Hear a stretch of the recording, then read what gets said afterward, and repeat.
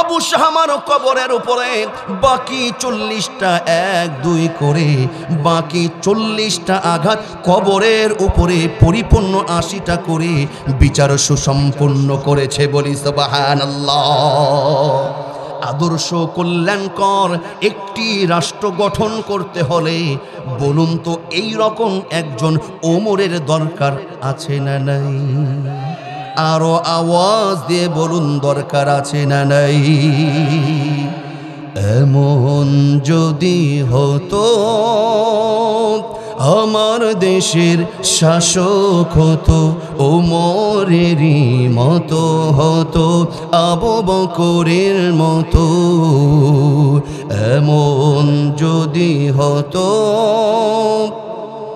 আমার দেশের মা বোনেরা লাঞ্ছিত হতো না, আমার দেশের কৃষক শ্রমিক বঞ্চিত হতো না, আমার দেশের মা বোনেরা লাঞ্ছিত হতো না, আমার দেশের কৃষক শ্রমিক বঞ্চিত হতো না, ধনী গরিব ভালোবাসায় জীবন ফিরে পেত যদি আমার শাসক হতো ওমরেরই মতো। এমন যদি হতো আমার দেশের শাসক হতো ওমরেরই মতো হতো, আবু বকরের মতো। চিৎকার করে বলে আমিন। আরো আওয়াজ দে বলুন আমিন। উমরের মতন আমরা শাসক চাই কি চাই না? মুসলমানদের নেতা হবে তারা, মুসলমানদের রাষ্ট্রনায়ক হবে তারা, 4টি যোগ্যতা সম্পন্ন নিজেকে গড়ে তুলবে যারা। দরদিরা আমার 3 নম্বর শুনুন, আদর্শ কল্যাণকর রাষ্ট্র গঠনের 3 নম্বর অন্যতম একটি গুরুত্বপূর্ণ যেই দিকটা আমাদেরকে খেয়াল করতে হবে সেটা হলো রাষ্ট্রের ন্যায় নীতিবান সুষ্ঠু ইনসাফ ভিত্তিক বিচারের ব্যবস্থা করতে হবে। আমাদের সমাজে বিচার আছে? আওয়াজ দিয়ে বলুন বিচার আছে। আর একটু আওয়াজ দিয়ে বলুন বিচার আছে। টাকা যার বিচার তার। মনে করেছে হুজুর এতদিন বিচার পাই নাই, এখন তো বিচার পাচ্ছি। এখন বিচার পাচ্ছেন 100%। আপনি থানায় যান, আপনার টাকা আছে, আপনার বিচার আছে। ঘুষ আছে, আপনার মামলা লড়বে। ঘুষ নাই, এখনো ঘুষ ছাড়া মামলা লড়ে না। কথা বলুন ঠিক না বেটি? আমি নিজে তার প্রমাণ। ততক্ষণ পর্যন্ত আমার ভাইয়েরা সুদ ঘুষ মুক্ত সমাজ তৈরি হবে না যতক্ষণ পর্যন্ত কোরআন আমার ভাইরা রাষ্ট্রে না প্রবেশ করবে। কথা বলুন ঠিক না বেটি? দরদের আমার স্মরণ, একটি আধুনিক কল্যাণকর আদর্শ রাষ্ট্র তৈরি করতে হলে আমার দয়ার নবীর দেখানো আমার ভাইরা আদর্শ থেকে একটি আদর্শ কল্যাণকর রাষ্ট্র গঠনের জন্য 5টি ফর্মুলা বলছিলাম। কয়টি? 1 নম্বর হলো রাষ্ট্রের জনগণগুলো তাওহীদ ভিত্তিক মনোভাব তৈরি করবে যেই রাষ্ট্রের জনগণগুলো। 2 নম্বর হলো দরদিরা আমার মানবাধিকার অধিকার নিশ্চিত করতে হবে, মানুষের অধিকার নিশ্চিত করতে হবে। 3 নম্বর হলো একটা রাষ্ট্র আধুনিক কল্যাণকর রাষ্ট্র তখনই গঠন হবে সেই রাষ্ট্রের বিচার ব্যবস্থা সুষ্ঠু সুন্দর বিচার যখন কায়েম হবে। কথা বলুন ঠিক না বেটি? কথাটা আমার নয়, আল্লাহ সুবহানাহু ওয়া তাআলা কোরআনুল কারীমে তিনি বলেন, ইন্নাল্লাহা ইয়া'মুরুকুম আন তু'আদ্দুল আমানাতি ইলা আহলিহা ওয়া ইযা হাকামতুম বাইনান নাসি আন তাহকুমু বিল আদল ইন্নাল্লাহা নি'মা ইয়া'iদুকুম বিহি ইন্নাল্লাহা কানা সামিআন বাসীরা। চিৎকার করে বলুন আল্লাহু আকবার। আল্লাহ বলেন কি শোনেন, ইন্নাল্লাহা ইয়ামুরুকুম আন তুআদ্দুল আমানাতি ইলা আহলিহা। আল্লাহ বলছেন যার যা আমানত, আমানতদার লোকদের কাছে আমানতটা পৌঁছিয়ে দাও।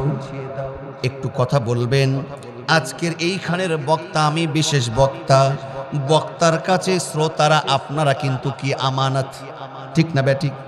তদ্রূপ দরদের আমার শ্রোতাদের কাছে বক্তাও একটা আমানত। এই আমানতটা রক্ষা হবে কিভাবে? বক্তার আমানত আপনারা রক্ষা করবেন, একটা সুশৃঙ্খল পরিবেশ দেবেন। কোরআনের আল্লাহু আকবার সুবহানাল্লাহ আলহামদুলিল্লাহ যখন আসবে তখন আওয়াজ দেবেন, কোনো সাইড টক হবে না। আর শ্রোতারা যে বক্তার কাছে আমানত, বক্তার কাজ হবে কিচ্ছা কাহিনী, বাপ দাতার কাহিনী না বলে কোরআনের সুন্দর সুন্দর কথাগুলো শ্রোতাদেরকে যখন বলবে, শোনাবে, বক্তা তখন শ্রোতাদের আমানতটা রক্ষা করেছে। কথা বলুন ঠিক না বেঠি? ইমাম সাহেবের কাছে সমস্ত মুসল্লি আমানত, মুসল্লিদের কাছে ইমাম সাহেব আমানত না। এটা ইমাম সাহেব খেতে পেলো কি পেলো না মুসল্লিদের দেখার দরকার নাই, তাই তো? আমাদের খেয়াল করেন, মুসল্লিরা যেমন করে ইমাম সাহেবের কাছে আমানত, ইমাম সাহেব ও মুসল্লিদের কাছে আমানত। আমি বলতে চাই, একটি রাষ্ট্রপ্রধান যিনি হবে, রাষ্ট্রের কর্তা যিনারা হবে, শুধু নিজের দলের কর্মীরা শুধু আমানত নয়, সেই দলের, সেই রাষ্ট্রে যিনি যারা রাষ্ট্র গঠন করবে তার নিজের দলের, বিরোধী দলের, এমন কি আমার ভাইরা ধর্ম বর্ণ নির্বিশেষে দেশের সমস্ত জনগণ রাষ্ট্রের কাছে একটি আমানত। কথা বলুন ঠিক না বেটি? আপনারা বোধহয় বুঝেন নাই, কথা কি বোঝা যায়? রাষ্ট্রের কাছে গোটা দেশের মানুষ কি, প্রত্যেকটা জনগণ, শুধু রাজধানীর মানুষগুলো আমানত নাকি আমাদের কাশাডাঙ্গা এই পবার মানুষগুলো আমরাও রাষ্ট্রের কাছে আমানত? আমানত না? এবং রাষ্ট্র গঠন করবে কারা, রাষ্ট্র দায়িত্ব আসবে কারা, সেই রাষ্ট্র দরদের আমার জনগণের কাছে এটা আমানত। আমানতটা কি? আমানতটা হলো আপনি একটা মতামত দেবেন, আপনি একটা পরামর্শ দেবেন, আপনার মতামতের এটা আমরা বহির্প্রকাশ ঘটাই একটা ভোটের মাধ্যমে। কথা বলুন ঠিক না বেটি? আপনার ভোট, এই আমানতটা আপনি যাকে তাকে দিতে পারেন না। কোনো সুদ ঘুষ চাঁদাবাজি কোনো অন্যায়কারীকে যদি আপনার এই আমানতটা আপনি দেন, অতএব আপনি এই আমানতের খেয়ানত করলেন। আওয়াজ দিয়ে বলতে হবে কথা ঠিক না বেটি? আপনার দেওয়া এই সমর্থন, আপনার দেওয়া এই আমানত ভোট পেয়ে কেউ যদি চাঁদাবাজি করে, কেউ যদি অন্যায় করে, কেউ যদি সুদ ঘুষের ব্যবসা করে, আমার ভাইরা কেউ যদি রাষ্ট্রে অরাজকতা সৃষ্টি করে, মানুষের অধিকার নিয়ে কেউ যদি খেয়াল না করে, আপনি সমর্থন করেছেন, ওই নেতা যদি জাহান্নামে যায়, আপনি সমর্থন করার কারণে নেতার পিছে পিছে আপনাকেও জাহান্নামে যেতে হবে, বিকল্প কোনো রাস্তা নাই। কথা বলুন ঠিক না বেঠি? বলছিলাম আমানত রক্ষা করতে হবে। আল্লাহর নবীর আদর্শ কেমন ভাবে সাহাবীরা লক্ষ্য করেছিলেন, দরদিরা আমার খেয়াল করুন। আল্লাহ পাক তারপরে বলছেন, ওয়া ইযা হাকামতুম বাইনান নাসি আন তাহকুমু বিল আদল। আল্লাহ বলেন, এবং যখন তোমরা মানুষের মাঝে যখন বিচার ফাইসালা করবে, অবশ্যই এই বিচারটা ন্যায় নীতি ইনসাফ ভিত্তিক আদল বিচার করার দরকার আছে না নাই? আদল বিচার হলো যেখানে যেমন বিচার হওয়া দরকার সুষ্ঠু। কিন্তু আমরা লক্ষ্য করেছি, আমরা সাক্ষী আছি, আমার ভাইরা, নিজের দলের লোক যদি 10টা খুন করে সব মাপ, নিজের দলের লোক 100টা অন্যায় করে সব মাপ, অন্য দলের কেউ অন্যায় করলে মাপ নাই, বিচারটা কড়াকড়ি হয়। কথা বলুন ঠিক না বেটি? দরদির আমার, এই জায়গা থেকে আমরা যখন বের হয়ে আসতে পারবো, ন্যায় নীতিবান নিষ্ঠার সাথে বিচার যখন আমরা করতে পারবো, তখনই একটি রাষ্ট্র আধুনিক কল্যাণকর রাষ্ট্র হতে পারে। আর একবার বলুন কথা ঠিক না বেটা? মাকজুম গদ্দের সম্ভ্রান্ত কুরাইশ বংশের সম্ভ্রান্ত মাখজুম গোত্রের একজন নারী চুরি করেছে। বিচার এখন হবে আস-সারিকু ওয়াস-সারিকাতু ফাকতু আইদিয়াহুমা। চুরির বিচার হলো হাত কি করো, হাত কেটে দাও। চুরির বিচার হলো হাত কেটে দাও। দরদিরা আমার, কুরাইশ বংশের মাখজুম গোত্রের সবচাইতে প্রভাবশালী একটি গোত্রের একটি নারী চুরি করেছে। এবার সবাই চিন্তার মধ্যে পড়ে গেছে। আমার বিশ্ব নবীর বিচার হলো, দয়ার নবী কখনো বিচারে বংশ দেখে না, আমার দয়ার নবী বিচারে কখনো উঁচু নিচু করে না। আমার বিশ্ব নবীর বিচার হলো আদল, ন্যায়, নীতিবান, ইনসাফ ভিত্তিক। আমার দয়ার নবী বিচার কায়েম করেই ছাড়বে। কথা বলুন ঠিক না বেঠি? সাহাবীরা এবার পরামর্শ দিলাম, ইয়া রাসূলুল্লাহ, ইয়া হাবিবাল্লাহ, নবী গো, যেই মেয়েটা চুরি করে ধরা পড়েছে, নবী গো, এই মেয়েটা হলো সম্ভ্রান্ত মাখজুম গোত্রের একজন নারী। সে ভুল করে চুরি করেছে, কিন্তু নবী গো, তার যদি হাত কেটে ফেলা হয় তাহলে আমাদের ধর্মের, আমাদের দলের একটু ক্ষতি হয়ে যেতে পারে, কিছু মানুষ কেটে যেতে পারে। আমার দয়ার নবী ধমক দিয়ে সাহাবীদেরকে বলেছেন, এই কথা তোমরা কিভাবে বলো, এইভাবে কিভাবে বলো? সাহাবীরা তোমরা শোনো, লাউ কানা ফাতিমাতু বিনতে মুহাম্মদ সারাকাত লাকাদাতুহা। আল্লাহর নবী, বিশ্ব নবী বলেন, সাহাবীরা তোমরা শোনো, মাখজুম গোত্রের নারী তো চুরি করেছে। ওয়াল্লাহি ওয়াল্লাহি, আমার আল্লাহর কসম, এই জায়গায় মাখজুম গোত্রের নারী না হয়ে আমার কলিজার টুকরা মেয়ে ফাতেমাও যদি চুরি করত, আমি আমার মেয়ে ফাতেমার হাতটা কেটে আলাদা করে দিতাম, একটুও দেরি করতাম না। বলি সুবহানাল্লাহ। এই হলো বিচার। এই রকম বিচার তো আমাদের কাশাডাঙ্গায় আছে, আছে না নাই? মানে আপনারা চুপ থাকলেন তার মানে আছে। আওয়াজ দিয়ে বলুন, এই রকম ইনসাফ ভিত্তিক বিচার কি আছে? কাশিয়াডাঙ্গায় নাই, রাজশাহীতে তো আছে। আর একটু আওয়াজ দিয়ে বলুন, বাংলাদেশে আছে? বাংলাদেশে নাই। এই বিচার যতক্ষণ কায়েম না হবে, ন্যায়, নীতিবান, ইনসাফ ভিত্তিক বিচার যতক্ষণ আপনার কায়েম না হবে, সেই রাষ্ট্র কখনো আদর্শ কল্যাণকর রাষ্ট্র হতে পারে। নবীর আদর্শ থেকে, আমার নবীর পথে, লা নবিয়্যা বা'দা আনা মুহাম্মদ, আর নবী বলেন আমার পরে আর কোনো নবী আসবে না। লা নবিয়্যা বা'দা, নবী বলছেন যে আমার পরে আর কোনো নবী আসবে না। কিন্তু আমার পরে কেউ যদি নবী হয়ে আসতো, নবী বলেন আমার বড় আশা বা আমার এটা বিশ্বাস হয় যে আমার পরে কেউ যদি নবী হয়ে আসতো, অন্য কেউ নয়, তিনি হলেন হযরত উমরে ফারুক রাদিয়াল্লাহু তাআলা নবী হিসেবে পৃথিবীতে আগমন করতেন। বলি না সুবহানাল্লাহ। নবী কি এমনি এই সার্টিফিকেট দিয়েছে? আল্লাহর নবী দুনিয়াতে 10 জন জান্নাতের সার্টিফিকেটের নাম ঘোষণা করেছেন। কয়জন? 10 জন। তার মধ্যে 2 নম্বরে যেই ব্যক্তিটির নাম, তিনি আর অন্য কেউ নয়, তিনি হলেন অর্ধজাহানের প্রেসিডেন্ট হযরত উমর ইবনুল খাত্তাব রাদিয়াল্লাহু তাআলা। বলি সুবহানাল্লাহ। দরদিরা আমার, খেয়াল করুন, ওমর নবীর কাছ থেকে আদর্শ কেমন শিখেছেন। এত রাগান্বিত একজন সাহাবী হযরত উমর ইবনুল খাত্তাব রাদিয়াল্লাহু তাআলা কলিজার টুকরা সন্তান একটি অপরাধ করল। দরদিরা আমার, একটি অপরাধ করেছে, সন্তানের নাম হলো আবু শাহমা। অপরাধ করেছে। সবাই এবার চিন্তা করছে, চায়ের স্টলে, বিভিন্ন মোড়ে, চত্বরে বলা বলে করছে, ওমরের সন্তান তো এবার ধরা খেয়েছে। ওমরের সন্তান আবু শাহমা একটি অপরাধ করেছে। এবার দেখব ওমরের সন্তানের বিচার আসলে সুষ্ঠু হয় কি হয় না। নাম কি? আবু শাহমা। আওয়াজ দিয়ে বলুন, নাম কি? আবু শাহমা। ওমরের সন্তান আবু শাহমা নাবিস খেয়েছে। কি খেয়েছে? আওয়াজ দিয়ে বলুন, কি খেয়েছে? নাবিস খেয়েছে। এই নাবিস কাকে বলে জানেন? নাবিসটা হলো, দরদিরা আমার, এক গ্লাস দুধের মধ্যে কিছু খুরমা ছেড়ে দিলে এটা রাতের মধ্যে কিছু রস ছেড়ে এই দুধের কালারটাও খুরমার কালার হয়ে যায়।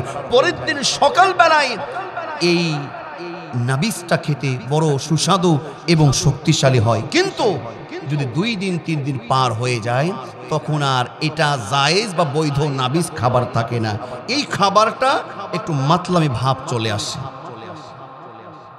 ওমরের সন্তানের নামে বিচার করা হয়েছে, ওমর তোমার সন্তান নাবিস খেয়েছে, মাতলামি করছে। হযরত ওমরে ফারুক রাদিয়াল্লাহু তাআলা সন্তানকে ডাকলেন, সন্তানকে ডাক দিয়ে বলছে, তুমি কি মদ খেয়েছো? তুমি মাতলামি করছো? বলছে, না আব্বাজান, আমি মদ খাই নাই। কি খেয়েছো? নাবিস খেয়েছি। তুমি নাবিস খেয়েছো? তবে বাবা আব্বাজান, আমি নাবিস খেয়েছি, কিন্তু এইটা একটু দেরি হয়ে গেছিল খেতে, 2-3 দিন পার হয়ে গেছিল, তো আমি আর ফেলে না দিয়ে খেয়ে ফেলেছি। আর 2-3 দিন পার হয়ে গেলে একটু মাতলামি ভাব চলে আসে। ওই যে তাড়ি খেলে যেমন হয় না, মদ খেলে তাড়ি খেলে খাম্বাকে বলে, বেটা একটু সাইড দে, একটু হন। এইগুলো কেন হারাম করা হয়েছে? আচ্ছা বলুন তো, মদ খাওয়া হালাল না হারাম? ওই তো যারা খায় তারা বললো না, কিন্তু মদ খাওয়া হালাল না হারাম? মদ খাওয়া, হিরোইন খাওয়া, আফিন খাওয়া, তারপর চাচা বাবা কত কিছুই না আছে। দরদিরা, আমরা এইগুলো খেলে সর্বপ্রথম আপনার নিজের ভিতরের পালসগুলো নষ্ট হয়ে যায়। যারা তাড়ি খায়, মদ খায়, আফিন খায়, হিরোইন খায়, আরো যত কিছু খায়, এরা বেশি দিন লাস্টিং করে না, দেখবেন কিছুদিনের মধ্যেই ভরবে, শেষ। যদি কিছু যারা বেঁচে যায়, যারা বাঁচে দেখেন যে মরে না, দেখবেন যে এরা মরেনি সহজে, কিন্তু ভিতরে এই তো সব শেষ, যত পার্টস রয়েছে সব শেষ, মরে না কিন্তু এই করে হাঁটবে, মানে ওই তো ঠিক নাই ভিতরে, এরকম ভাবে চোখ মুখ দিয়ে উল্টা পাল্টা করে হাঁটে। দরদেরা আমার শোনন, মদ খাওয়া এমনিতেই হারাম হয় নাই। মদ খেলে, হিরোইন খেলে, তাড়ি খেলে, এইরকম নেশা খেয়ে মাতলামি করলে ভিতরটা সব শেষ হয়ে যায়। আবু শাহমা বলে, আব্বা জান, আমি তো মদ খাই নাই। তুমি দেরি করে কেন খেয়েছো? তুমি অপরাধ হয়েছো। তুমি নাবিস খেয়েছো, নাবিসের হক আদায় করে খাও নাই। রাতে ভিজিয়ে পরের দিন খেলেই এটা অপরাধ হতো না। 2-3 দিন পরে যখন তুমি খেয়েছো, তোমার মধ্যে মাতলামি ভাব এসেছে, অতএব তুমি এটা বৈধ কাজ করো নাই, এটা অন্যায় হয়েছে। কোরআন ইজমা কিয়াসের বিচার অনুযায়ী কোরআন বলছে তোমার বিচার হবে, এখন 80 দুররা আঘাত তোমাকে মারতে হবে। বলি সুবহানাল্লাহ। সকল মানুষ অবাক, উমর তার সন্তানকে কি মারবে? প্রেসিডেন্ট কাকে বলে? আদর্শ কল্যাণকর রাষ্ট্র তখন হবে। নবীর তৈরি করা সাহাবী দেখেন, দরদির আমার, এবার জল্লাদকে ডাকা হলো, জল্লাদকে ডাকা হলো। এবার ডেকে বলল, তাড়াতাড়ি চাবুক নিয়ে আসো, এবার মার শুরু করো। দরদির আমার, প্রেসিডেন্টের সন্তান আসামি, বিচারক হলো প্রেসিডেন্ট, আর আসামি হলো দরদির আমার সন্তান আবু শাহমা। দরদির আবার এবার যখন মারতে হুকুম করে, বলুন তো এই জল্লাদের কি ঠিক থাকে? সে চিন্তা করছে, বাইরে বাপরে বাপ, এখন সন্তানের উপরে রাগ করে হয়তো মারতে বলছে, কিন্তু আমি যদি উপযুক্ত শক্তি দিয়ে যদি মারি, নিশ্চিত কনফার্ম আমার চাকরি শেষ। ঠিক না ব্যাঠি? এই চিন্তা ভাবনা নিয়ে আঘাত করে চাবুক দিয়ে দৌড়া মারা শুরু করে, কিন্তু হাত কাঁপতে শুরু করে। অহিদ ইসনান সালাসা আরবা, 1 2 3 4টা যখন আঘাত মারে, ওমর বলে, তোমার এই মারের পছন্দ আমার হয় নাই। ওমর বলে, তুমি আমার সন্তানকেও মারছো, তোমার চাকরিও ঠিক রাখছো, এটা তো তুমি কোরআনের আইনের সঙ্গে বিয়াদবি করেছো। বলি সুবহানাল্লাহ। ওমরে ফারুক রাদিয়াল্লাহু তাআলা বলেন, খাদেম রে, চাবুকটা আমার কাছে দে।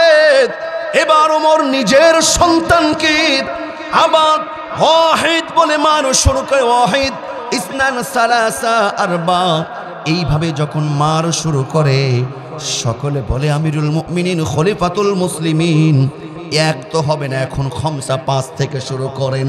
ওমর বলে, এই জল্লাদ যেইভাবে আঘাত করেছে, এই আঘাতটা আমার পছন্দ হয় নাই, আবারও 1 থেকে গণনা করা শুরু হবে। দরদের আমার একটি বর্ণনায় পাওয়া যায়, হযরত ওমর ফারুক রাদিয়াল্লাহু তাআলা আবু শাহমা নিজের সন্তানকে 1 2 করে 80টা আঘাতের মধ্যে যখন 40টা আঘাত শেষ হয়েছে, সে অসুস্থ হয়ে পড়ে। এক বর্ণনায় পাওয়া যায় সে অসুস্থ হয়ে মারা গেছে, আবার অন্য এক বর্ণনায় পাওয়া যায় 40টা ওমরের আঘাতে আবু শামা তার সন্তান দুনিয়া থেকে বিদায় নিয়েছে। কেমন বিচারক, কেমন প্রেসিডেন্ট, খেয়াল করুন।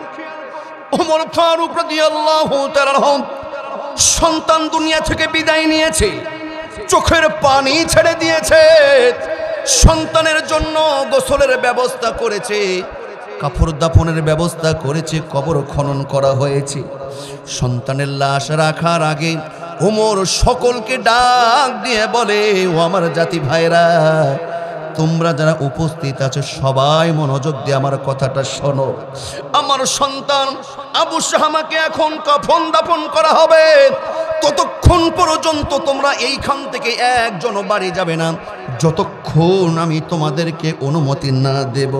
তার কারণ আমার সন্তান অপরাধ করেছে, আমার সন্তানের বিচার এখনো শেষ হয় না।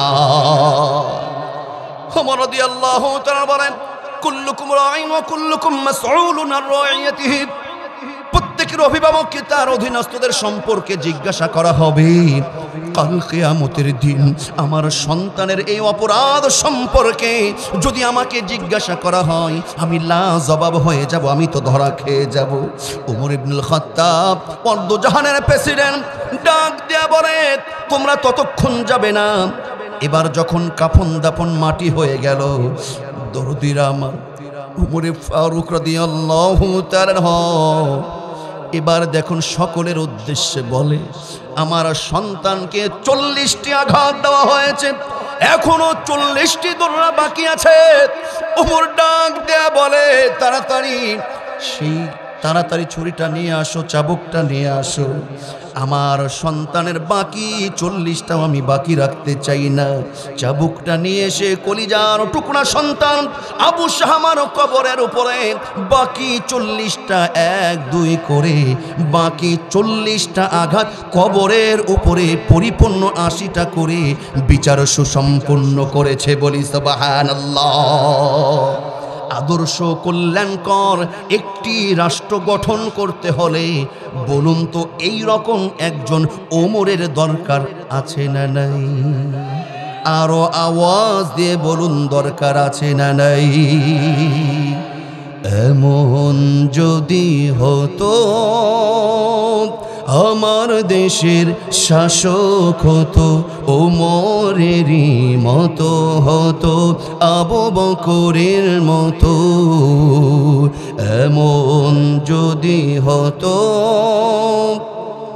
আমার দেশের মা বোনেরা লাঞ্ছিত হতো না, আমার দেশের কৃষক শ্রমিক বঞ্চিত হতো না, আমার দেশের মা বোনেরা লাঞ্ছিত হতো না, আমার দেশের কৃষক শ্রমিক বঞ্চিত হতো না। ধনী গরিব ভালোবাসায় জীবন ফিরে পেত যদি আমার শাসক হতো ওমরেরই মতো। এমন যদি হতো আমার দেশের শাসক হতো ওমরেরই মতো হতো, আবু বকরের মতো। চিৎকার করে বলি আমিন। আরো আওয়াজ দে বলুন আমিন। উমরের মতন আমরা শাসক চাই কি চাই না? মুসলমানদের নেতা হবে তারা, মুসলমানদের রাষ্ট্রনায়ক হবে তারা, 4টি যোগ্যতা সম্পন্ন নিজেকে গড়ে তুলবে যারা। কয়টি যোগ্যতা? মুসলমানদের নেতা হওয়ার জন্য যোগ্যতা কয়টি থাকা লাগবে? এই 4টা যোগ্যতা আপনারা দেখবেন, সমর্থন জানাবেন, আপনি ইনশাল্লাহ পরকালে ধরা খাবেন না। আমি কোনো দলের পক্ষে অ্যাডভাইস করতে আসি নাই, আমি কোরআন থেকে কথা বলছি। কথা বলুন ঠিক না ব্যাঠি? 4টি যোগ্যতা মুসলমানদের নেতা হওয়ার জন্য যোগ্যতা থাকা লাগবে। কয়টি? 4টি। 1 নম্বর হলো আপনি যাকে সমর্থন করবেন, আপনি যাকে সমর্থন করবেন বা যাকে আপনি ভোট দিবেন। আমরা তো মনে করি ভোট এক জিনিস, আমানত এক জিনিস, সমর্থন এক জিনিস, আর আমরা জান্নাতে চলে যাবো এটা আর একটা জিনিস। এইরকম পাবলিক আছে না নাই? বলে যে আমি কোনো দল করি না, আছে না, আমি কোনো দল করি না হুজুর। আপনাদের কাছে কে বলেন এরকম? বলে। যেই ব্যক্তি বলবে আমি কোনো দল করি না, মনে রাখবেন সে এক দল করে। আমি কি বলে দেব কোন দল? বলে দেব কোন দল? পৃথিবীতে দুইটা দল, একটা হলো হিজবুল্লাহ আর একটা হলো হিজবুশ শয়তান। হয় আপনাকে হিজবুল্লাহর সাথে থাকা লাগবে, আর আপনি হিজবুল্লাহর সাথে নাই, কোনো দলের সাথে নাই, মানে আপনি প্রমাণ করেছেন আমি হিজবুশ শয়তান, আপনি মুনাফিকদের দলে আছেন। কথা বলুন ঠিক না বেঠিক? কোন দলের সাথে আমি নাই, কিন্তু তলে তলে সব দিকে খাই। কোন দলের সাথে নাই মানে বুঝে নেবেন ওই শয়তানের সাথে আছে। উচিত জবাব দেবেন আপনি কোন দলের সাথে নাই। বলেন তো একটা, যে কোনো একটা দল তো বলবেন না আমি কোন দলের সাথে হুজুর নাই, আমি রাজনীতি পছন্দ করি না। হয় আপনাকে শয়তানের দলে থাকতে হবে, না হলে আল্লাহর দলে থাকতে হবে। কথা বলুন ঠিক না বেঠিক? মুসলমানদের নেতা হওয়ার জন্য 4টা যোগ্যতা সংক্ষেপে শুনুন। 1 নম্বর হলো মুসলমানদের নেতা হবে সে অবশ্যই মুসলমান হবে। যে মুসলমান হতে হবে, আমাদের কপাল তখনই পড়েছে যখন দেখেছি কোর্ট কাচারি অফিস আদালত থানার ওসি গুলো বেধর্মীরা বসে থেকে আমাদেরকে শাসন করেছে। কথা বলুন ঠিক না বেঠি? 1 নম্বর হলো অবশ্যই মুসলমান মুমিন হওয়া লাগবে। 2 নম্বর হলো মুত্তাকি হওয়া লাগবে। মুত্তাকিটা কিসের ভয়? ইত্তাকুল্লাহ। বলুন তো কার ভয়? মুত্তাকি হলো আল্লাহর ভয়। অবশ্যই আপনি দেখবেন যার মধ্যে আল্লাহর ভয় আছে, বুঝবেন কিভাবে? যার মধ্যে আল্লাহর ভয় নাই, ওর দেখবেন খাটের নিচে সরিষার তেলের বোতল আছে, সয়াবিন তেলের বোতল আছে। যার মধ্যে আল্লাহর ভয় নাই, সে দেখবেন যে কোনো অন্যায় করবে, চাঁদাবাজি করবে, খুন করবে, লুণ্ঠন করবে। আমার ভাইরা বুঝে নেবেন তার মধ্যে ভয় নাই। কার? সে আউট। 2 নম্বর হলো অবশ্যই ব্যাখ্যায় যেতে পারছেন আল্লাহর ভয় থাকা লাগবে। 3 নম্বর হলো মুসলমানদের নেতা হবে সে আদল, ন্যায় নিষ্ঠাবান, ইনসাফ ভিত্তিক বিচার বাস্তবায়ন করার যোগ্যতা রাখে। যে আদল বিচার করতে হবে। দরদিনা 4 নম্বর হলো মুসলমানদের নেতা হবে সে 4 নম্বর হলো ইমানের বলে নিজে বলিয়ান থেকে, ইমানের বলে বলিয়ান থেকে ইমানের পরীক্ষা দিয়ে উত্তীর্ণ হয়ে টিকে আছে যে মুসলমানদের নেতা হবে সে। কথাটা আমার নয়, কথাটা আল্লাহ আল্লাহ বলেন ওয়াইদ বিতালা ইব্রাহিম রাব্বুহু বিকালিমাতিন ফাআতাম্মাহুন ক্বালা ইন্নী জাঈলুকা লিন্নাসি ইমামা। আমার আল্লাহ তার হাবিবকে বলছেন, ও আমার বন্ধু, ও আমার হাবিব, আপনি জাতির পিতা ইব্রাহিমের দিকে লক্ষ্য করুন। ইব্রাহিমকে আমি অসংখ্য পরীক্ষা নিয়েছি, ইমানের প্রত্যেকটা পরীক্ষায় ফার্স্ট ক্লাস ফার্স্ট হয়েছে। আমি মিল্লাতা আবিকুম ইব্রাহিম হুয়া সাম্মাকুমুল মুসলিমিন, আমি ইব্রাহিমকে জাতির পিতা মুসলমানদের নেতা বানিয়ে দিয়েছি। বলি সুবহানাল্লাহ, আল্লাহু আকবার। তাহলে আমি বলছিলাম আধুনিক কল্যাণকর রাষ্ট্র তৈরি করতে হলে কয়টা ফর্মুলা মানতে হবে? আওয়াজ দিয়ে বলুন কয়টি? খুব সংক্ষেপে বলছি, 1 নম্বরও শেষ করে দিচ্ছি শুনুন। 1 নম্বর বলেছি যে জনগণকে তাওহীদ ভিত্তিক মনোভাব তৈরি করতে হবে প্রত্যেকটা জনগণের। ইনিল হুকমু ইল্লা লিল্লাহ, সৃষ্টি যার, দুনিয়াতে আইন চলবে তার। 2 নম্বর হলো ধর্ম বর্ণ নির্বিশেষে মানবাধিকার নিশ্চিত করতে হবে। 3 নম্বর হলো অবশ্যই অবশ্যই সেই রাষ্ট্রের আধুনিক রাষ্ট্র করতে চাইলে রাষ্ট্রের বিচার ব্যবস্থা ইনসাফ, ন্যায়, নীতি, সত্য বিচার করতে হবে। 4 নম্বর হলো সুশিক্ষায় জাতিকে শিক্ষিত করতে হবে। কি শিক্ষায়? সবাই বলেন, বুঝেন নাই কি শিক্ষা? আমরা বলি না শিক্ষাই জাতি মেরুদণ্ড, এই কথাই আমি বিশ্বাস করি না। শিক্ষায় জাতি মেরুদণ্ড। বড় বড় ওসি বসে আছে, বড় বড় জজ বসে বিচার করে, বড় বড় মন্ত্রী চেয়ারে বসে আছে, এক একজনের টাইটেল, এক একজনের সার্টিফিকেট অনেক বড়, কিন্তু দরদের আমার এরা শিক্ষা অর্জন করেছে কিন্তু কুশিক্ষা, সুশিক্ষা অর্জন করতে পারে নাই। সুশিক্ষাই হলো জাতির মেরুদণ্ড। কথা বলুন ঠিক না ব্যাঠি? দরদের আমার সুশিক্ষা হলো কোরআনের শিক্ষা, সুশিক্ষা হলো হাদিসের শিক্ষা, সুশিক্ষা হলো আমার নবীর আদর্শের শিক্ষা। কথা বলুন ঠিক না ব্যাঠিক? আপনি ডাক্তার হন, ইঞ্জিনিয়ার হন, কোনো সমস্যা নাই, কিন্তু আগে সন্তানগুলোকে এই যে জাবালে নূর হিফজুল কোরআন আইডিয়াল মাদ্রাসার নুরানি শাখায় সন্তানটাকে দেন। আপনার দিনের সূচনা লগ্নে, আপনার জীবনের সন্তানের জীবনের ক্যারিয়ারের সূচনা লগ্নে কোরআন শিক্ষা অর্জন করুক, হেফজ পড়ুক, হাফেজ হোক, নুরানি শাখায় উত্তীর্ণ হোক। সে যত বড়ই হোক না কেন, ইনশাআল্লাহ সুদ, ঘুষ, চাঁদাবাজি কখনো করবে না। দিনের শুরুতে আপনি পান্তার সাথে পেঁয়াজ খেলে, দুপুরের বিকালে রাত্রে আপনি যত বিরিয়ানি খান, রোস্ট খান আর গিরিল খান আর যাই খান না কেন, যদি ঢেকুর উঠে ওই যে সকালবেলায় কি খেয়েছেন, পেঁয়াজ, পেঁয়াজের ঘ্রাণই উঠে। ঠিক না ব্যাঠিক? আপনার সন্তান যদি জীবনের সূচনায় মাদ্রাসায় নুরানি শাখায় শিক্ষা অর্জন করেন, মক্তব কমপ্লিট করেন, হেফজ কমপ্লিট করে, তারপরে আপনার সন্তান ওসি হতে পারে, আপনার সন্তান ডাক্তার হতে পারে, আপনার সন্তান ইঞ্জিনিয়ার হতে পারে, আপনার সন্তান বিসিএস ক্যাডার হতে পারে, মন্ত্রী হতে পারে। কোরআনের শিক্ষা যদি থাকে, যখন সে সিদ্ধান্ত নেবে, যখন সে বক্তব্য পেশ করবে, আল্লাহি আল্লাহর কসম, এই কোরআন তাকে ভুল পথে সিদ্ধান্ত নিতে ভুল পথে সিদ্ধান্ত নিতে তাকে বাধা প্রদান করবে। কথা বলুন ঠিক না ব্যাঠিক? সর্বশেষ হরদরদের আমার 5 নম্বর শেষ পয়েন্টটা হলো, আদর্শ কল্যাণকর রাষ্ট্র গঠন করতে হলে 5 নম্বর হলো আপনি সমর্থন করবেন তাকে, রাষ্ট্রের দায়িত্ব তুলে দিবেন তার হাতে, যে ব্যক্তিটার মধ্যে সততা, উদারতা, মানবতা, তাকওয়াবান ব্যক্তিদের কাছে ক্ষমতা তুলে দিতে হবে। কথা বলুন ঠিক না বেটি? এই 5টি কোনো রাষ্ট্রের যদি এই 5টা ফর্মুলা মেনটেন করে, ইনশাআল্লাহ সেই রাষ্ট্রটা আধুনিক কল্যাণকর রাষ্ট্র হিসাবে গণ্য হয়ে যাবে। আল্লাহ সুবহানাহু ওয়া তাআলা আমাদেরকে আধুনিক কল্যাণকর একটি রাষ্ট্র উপহার দেন। সকলে 2 হাত তুলে বলুন আমিন। সকলে 2 হাত তুলে বলুন আমিন। লিল্লাহে তাকবীর। কোরআন আছে যেখানে, হাদিস আছে যেখানে, আলেম ওলামা যেখানে, লিল্লাহে তাকবীর। আল কোরআনের আলো, আল হাদিসের আলো, নারে তাকবীর। আল্লাহ পাক কবুল করুন, বলি আমিন।